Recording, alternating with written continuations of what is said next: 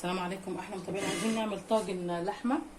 جبت كده اللحمه بتاعتي مسلوقه 3/4 سلقه. انا بحب اسلقها قوي عشان بحب استفاد بالشوربه. تمام. وهنزل ببصل جوانح كده وابتدي اقلبه في قلب الطاجن. طبعا انا قايده الفرن ومولعاه عشان اعمل احلى طاجن لحمه بالبصل.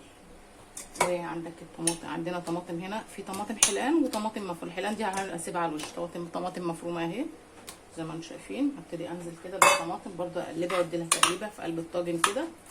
طبعا انا مولعه الفرن على اعلى درجه حراره عشان احطها في الفرن. تمام. وشويه فلفل الوان على فلفل رومي على فلفل حامي.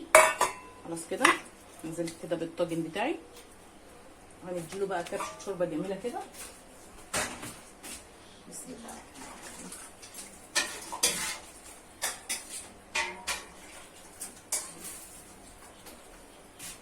هسيب الشوربه دي بقى في الاخر بعد ما انزل كل التوابل بتاعتي. التوابل عباره عن ايه؟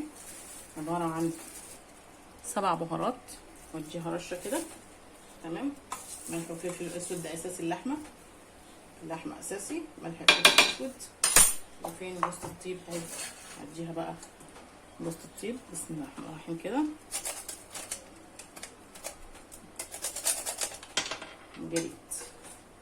جريت ادي منها جوز الطيب وابتدي اقلبهم كده ببعض.